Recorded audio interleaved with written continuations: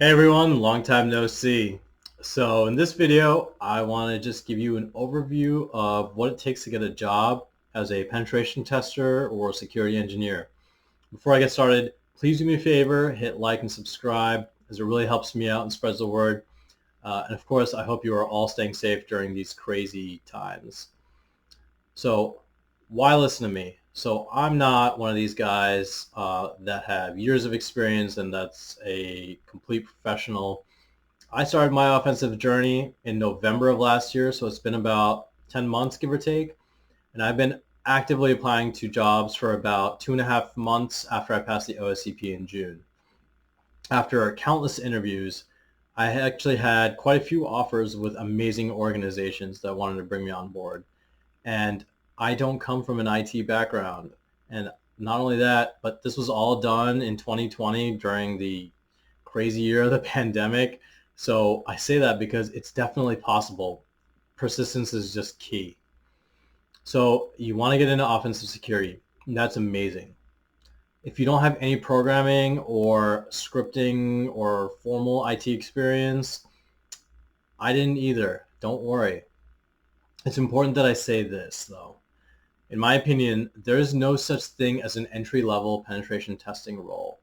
That's probably why you're seeing all the 3 to 5 years experience in job postings. Think about it. You're literally trying to find vulnerabilities in applications, networks, instances, whatever. That's why so many employers are looking for people who have a background in this. Now, notice how I say background and not necessarily formal work experience. So certs. I think certs are amazing. They are great because they help you with direction on what to focus and study, and they help with validating what you know to employers. Now, there's no question about it. The gold standard is OSCP. I mean, that certification is so tough to get. And once you get it, it speaks volumes about what you can do. Someone on LinkedIn actually said it best. PWK is actually a course that conditions your mind. It doesn't just teach you skills and material. So if you have the OSCP, it shows that your mind is adapted to that offensive mindset and not just that you know some more skills. Skills can be taught, and employers, at least good employers, know that, and they're not so concerned with that. I've taken a bunch of eLearn Securities courses, and I think they're amazing. But if you want interviews, OSCP is what is going to get you a foot in the door and at least have conversations with potential employers. Now, if you're looking for a certification path, it will always depend on the individual. For me, I did basic CompTIA certs, then I did EJPT, ECPBT, then straight for the OSCP. But again, everyone's different, so just focus on what your strengths are, and if you're completely new like I was, maybe just follow what I did. I don't know. It's up to you. So Hack the Box, Try Hack Me, and Bug Bounty. So getting a cert, even the OSCP, isn't enough anymore. You have to stand out. Go the extra mile. Get on platforms like Hack the Box or Try Hack Me and make a blog so employers can see what you've done. Let them read your walkthroughs so they can pick up on your thinking pattern and your methodology. And that way they can also see how you write or report, which is a huge part of the job. Try to find open source web applications and find vulnerabilities. You might get a CV out of it, which if you do, that will help you leaps and bounds in terms of standing out and beating your competition for that job. Do bug bounty and hone your craft, and you never know, like you might actually get some extra money out of it. GitHub. I wish I had done this sooner. Make a GitHub. Start writing code. It doesn't matter what it is, how complicated it is or isn't. The fact that you're showing people that you have the drive and initiative to at least automate some stuff and script on your own is huge. Make a tool, write an exploit, make a simple port scanner, whatever. It doesn't have to be crazy complicated. As long as you have something on there, that's good enough. But the job posting says 3 to 5 years experience. So I kind of talked to this earlier, but for me, I didn't care. I applied to all jobs. I didn't care about the years of experience. I stuck to LinkedIn and Indeed with OSCP as my keyword search for jobs, and I applied to literally everything. And I didn't care um, what kind of requirements were in there. I just applied. Don't self-filter yourself out from the process. What hiring managers are starting to realize is that years of experience don't really mean much. I mean, if they interview you and they see that you're hungry and that you're ambitious, they're actually good hiring managers, they're going to pick you over someone who has 10 years of IT experience and may or may not be a little burned out.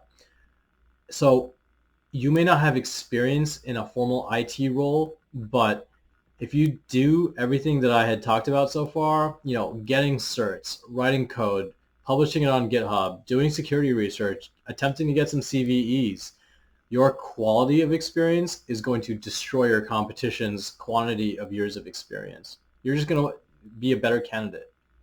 LinkedIn. So if you don't have a LinkedIn, as soon as this video is over, go make a LinkedIn. LinkedIn is an amazing platform. To be honest, the networking on LinkedIn is what brought me to quite a few of the offers that I have.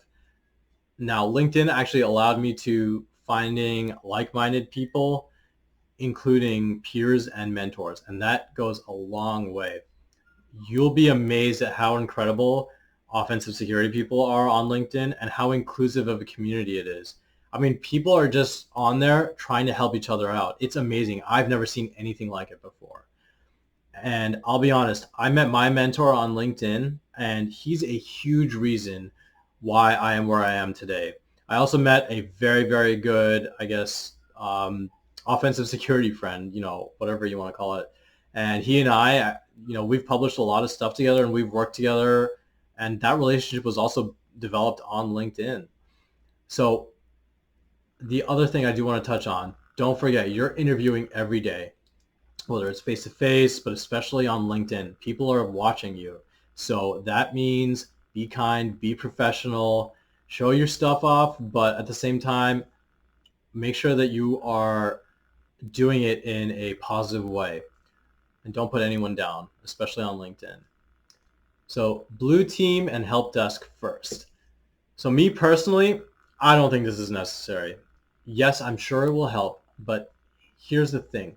If you're passionate enough about offensive security, you're going to learn what you need to know to be good at offensive security. You don't necessarily need that blue team or that help desk stuff.